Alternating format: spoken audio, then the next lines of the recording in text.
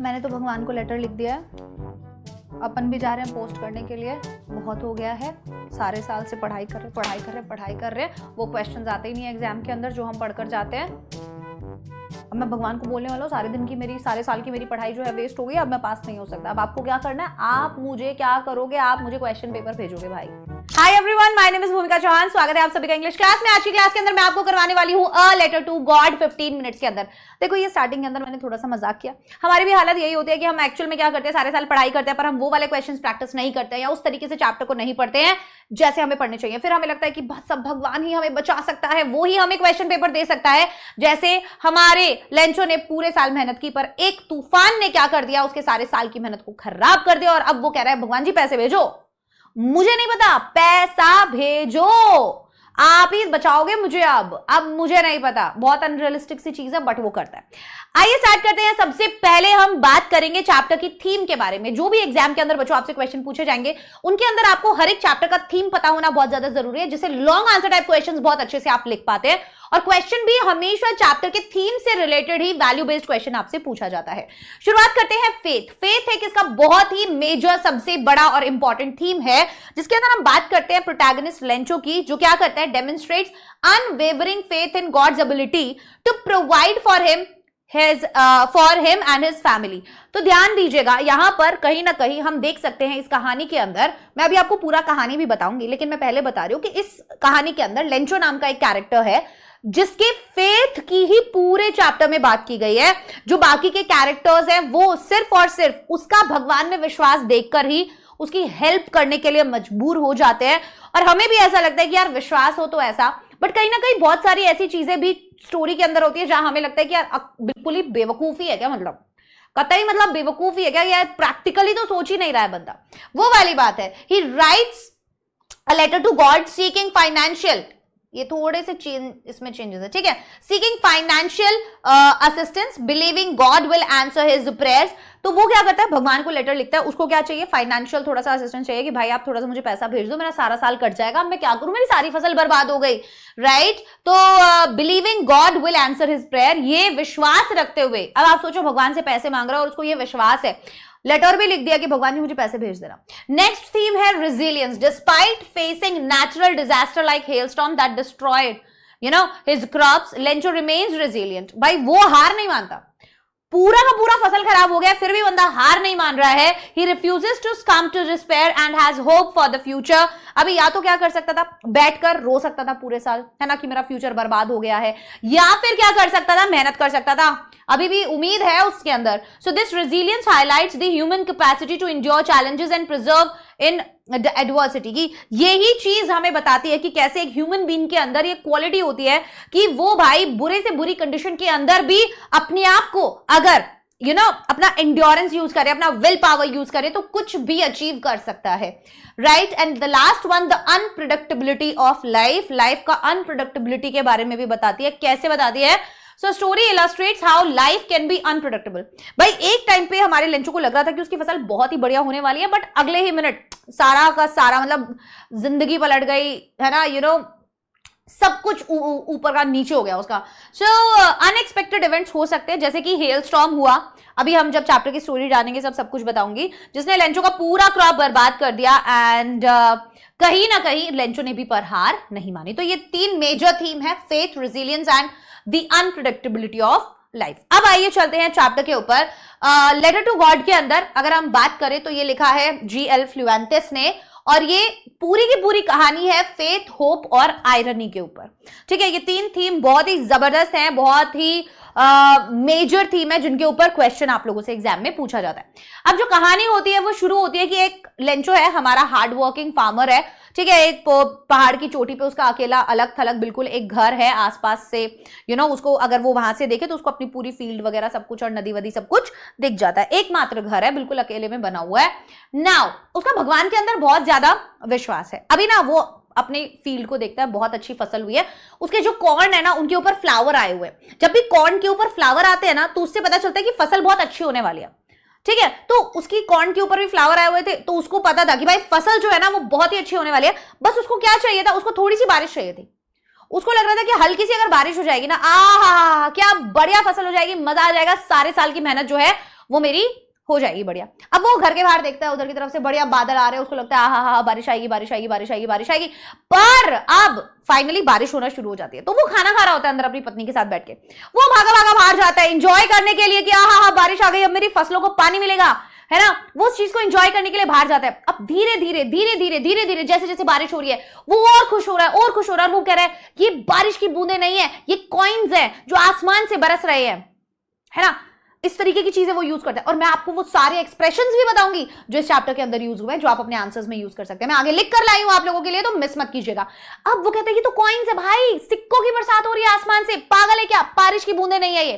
धीरे धीरे धीरे धीरे धीरे बच्चे आ गए हैं, बाहर खेल रहे हैं, बारिश एंजॉय कर रहे हैं। इतने में क्या होता है, बारिश धीरे धीरे वो बूंदे जो हैं वो बर्फ के गोलों में बदल जाती हैं। अब वो कहते हैं ये तो ज्यादा हो रहा है। अब उसको धीरे धीरे टेंशन होना शुरू हो जाता है। अब उसको लगता है भाई ठीक है कोई बात नहीं, थोड़ा सा होके खत्म हो जाएगा, थोड़ा सा होके खत्म हो जाएगा। पर अब जो तूफान आता है, जो बर्फ का तूफान आता है, उसकी पूरी की पूरी फसल को बर्बाद कर जाता है। पेड़ पर एक पत्ता भी नहीं बचता और उसकी कॉर्न के ऊपर जो फ्लावर होते हैं वो पूरे तरीके से तहस नहस हो चुके होते हैं। दूर दूर तक जहां तक उसकी नजर जा रही होती है वहां तक सिर्फ सफेद चादर दिख रही होती है। उसको लगता है जैसे सॉल्ट ही सॉल्ट सारे जगह बिछा हुआ हो, बिल्कुल व्हाइट। और फिर वो बोलता है कि अ प्लेग ऑफ लोकस्ट, मतलब कि वो जो ग्रास हॉपर टाइप के कीड़े होते हैं ना, उनकी एक तूफान आती है तो वो सारी फसल को बर्बाद कर जाती है। तो वो कहता है कि यार वो भी कुछ ना कुछ तो फसल के अंदर छोड़ जाते हैं यार, इसने तो पूरे तरीके से ही मुझे बर्बाद कर दिया। अब मैं सारा साल क्या खाऊंगा, अब मेरी पूरी फैमिली सारा साल क्या करेगी। मैंने पूरे साल मेहनत किया, बैल की तरह मेहनत किया मैंने अपने इस फील्ड में, सब कुछ किस लिए, नथिंग, ऑल फॉर नथिंग। अब हम सारे साल भूखे मरेंगे। और वो बहुत हताश हो जाता है। तो उसकी बीवी कहती है कि भाई भूख से कोई नहीं मरता, तू चिंता मत कर, तू कोई नहीं मरता भूख से, तू टेंशन मत ले, सब ठीक हो जाएगा। अभी भी एक उम्मीद तुम्हारे ऊपर बाकी है और वो उम्मीद होती है भगवान पे। कहता है अब भी ये सब किसने किया, भगवान ने किया, तो अब ये ठीक कौन करेंगे, भगवान करेंगे। अब बिल्कुल भगवान करेंगे जी, तो ये बात तो सीरियसली ले गए हमारे लेंचो जी और रात को बैठ गए लेटर लिखने के लिए। अभी फार्मर था पर लिखना जानता था, ये चीज दी हुई है चैप्टर में, ठीक है, तो ध्यान दीजिएगा। तो इसका मतलब ये नहीं है कि अनपढ़ था, लिखना भी जानता था। तो लिखना जानता था तो उसने लिखना शुरू किया कि भगवान जी देखो ऐसे ऐसे ऐसे ऐसे ऐसे ऐसे ऐसे ऐसे ऐसे ऐसे मेरी सारी फसल बर्बाद हो गई। अब मुझे क्या चाहिए, मुझे 100 पेसोस चाहिए, दो आप मुझे, ताकि मैं वापस से फसल उगा सकूं और पूरे साल अपने परिवार का पेट पाल सकूं, मुझे इन दो चीजों के लिए। और भाई साहब लिख के लेटर डाल के एनवेलप में अगले दिन चला गया। पेन देख रहे हो कैसे हवा में उछल पड़ा है। लिख के लेटर हवा में कह रही हूं, लिख के लेटर बंद करके और वो चल पड़ा पोस्ट ऑफिस कि भाई अगले दिन उसको मैं पोस्ट कर दूंगा।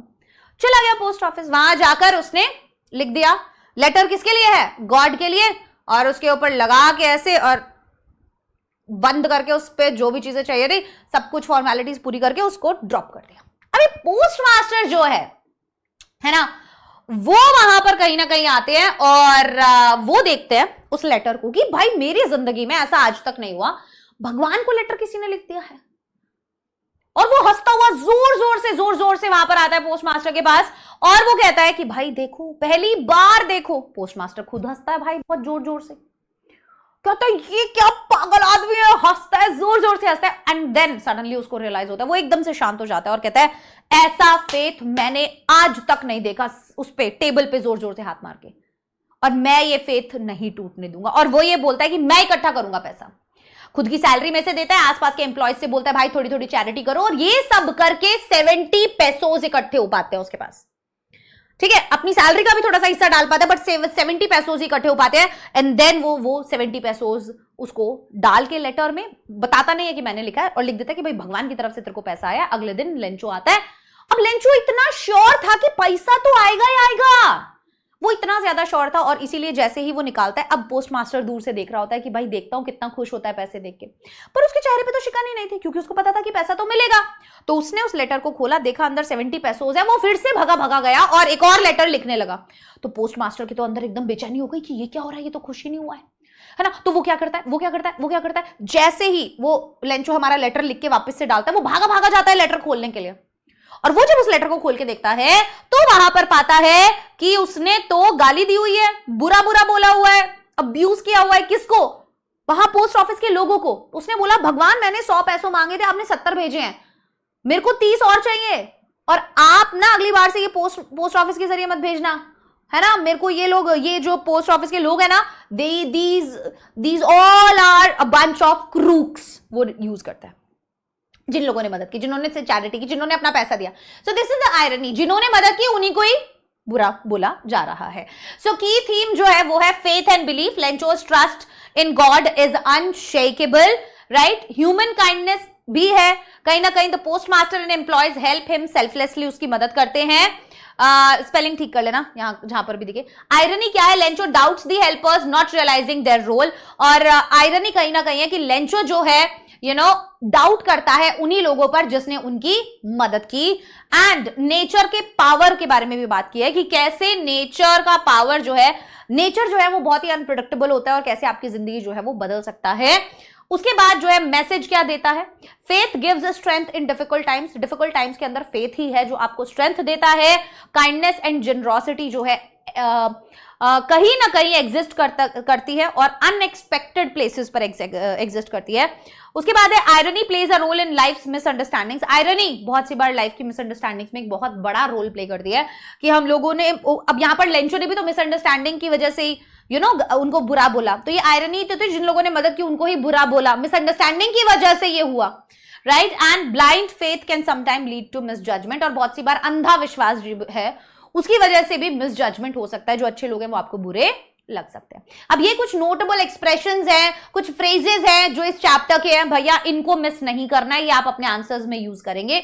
जैसे कि faith can move mountains, right. Strong belief can help overcome even the greatest difficulties. Number 2, knew his fields intimately. तो ये जो सारे के सारे हैं ये वो की वर्ड्स और की फ्रेजेस है जो आप अपने आंसर्स में यूज कर सकते हैं from the chapter a letter to God, जिसमें है फेथ कैन मूव माउंटेन्स, मतलब जो फेथ है वो माउंटेन्स मूव कर सकता है, मतलब बहुत ताकत होती है, बड़ी से बड़ी डिफिकल्टी भी हम ओवरकम कर सकते हैं। न्यू हिज फील्ड्स इंटिमेटली, भाई जो लेंचो था वो अपनी फील्ड्स को बहुत ही गहरे तरीके से जानता था, मतलब उसको बहुत नॉलेज था और अंडरस्टैंडिंग था अपने फील्ड का। Number 3, now we are really going to get some water. वो अपनी बीवी को जब बोलता है कि अब तो बारिश होने ही वाली है, a hopeful statement indicating the arrival of rain, कि भाई बारिश जो है वो आने वाली है।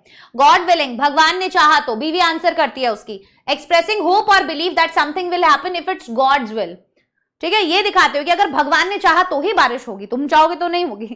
These aren't rain drops falling from the sky, they are new coins. Very important answers में यूज कर सकते हो कि ये केवल रेन ड्रॉप्स नहीं है जो आसमान से गिर रही हैं, ये जो है नए नए सिक्के हैं, ठीक है।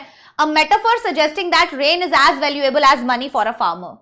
ये दिखा रहा है कि भाई बारिश जो है वो उतनी ही वैल्यूएबल होती है एक फार्मर के लिए जितना कि पैसा, है ना। बारिश हुई होती तभी तो फसल अच्छी होती। A plague of locusts would have left more than this. उसने बोला था, कंपेयर कर रहा है डिस्ट्रक्शन को जो कि बर्फ ने किया, बर्फबारी ने किया, ठीक है, और जो लोकस्ट करते हैं। Shows the loss was extreme, और ये दर्शाते हुए कि जो लॉस था वो बहुत ही ज्यादा था, एक्सट्रीम था। No one dies of hunger, a common saying implying that people always find a way to survive, कि भाई कोई भी भूख से नहीं मरता है, लोग कैसे ना कैसे जिंदा रहने का तरीका ढूंढ ही लेते हैं। Lencho was ox of a man, Lencho जो है भाई बहुत ही हार्ड वर्किंग था, ठीक है, he was very strong and hard working. Starting up a correspondence with God, starting up a correspondence मतलब वो बातचीत शुरू करते हैं, मतलब लेटर लिखना शुरू करता है। A humorous way of saying Lencho was trying to write letters directly to God. Next है the postmaster experiencing the contentment of a man who has performed a good deed। Postmaster उस time पर वो satisfaction feel कर रहा था जो एक इंसान जब फील करता है जब वो कोई एक अच्छा काम करता है, right. So feeling satisfied and happy after doing something kind. Next है wrinkling of his brow showing deep thought और concentration with a blow of fist। उसने क्या किया था, उस लेटर को ऐसे चिपकाया था। suggest determination and forcefulness। A bunch of crooks बहुत इंपॉर्टेंट है, referring to the post office employees. किसके लिए यूज किया था? पोस्ट ऑफिस के एम्प्लॉयज के लिए यूज किया था, as dishonest and untrustworthy people, right. तो ये था हमारा आज का chapter a letter to God, जिसके अंदर मैंने आपको पूरा स्टोरी बताया, पूरा थीम बताया और पूरे कीवर्ड्स और की फ्रेजेस बताए। आशा करती हूँ ये चैप्टर आपको अच्छे से समझ में आया होगा। इसका डिटेल्ड वन शॉट भी यहीं पर डला हुआ है, आप देख सकते हैं, चैनल के प्लेलिस्ट पे डला हुआ है। एंड अगर आपको वीडियो पसंद आए तो अपने दोस्तों के साथ शेयर जरूर कीजिएगा and bye bye everyone, take care, all the best.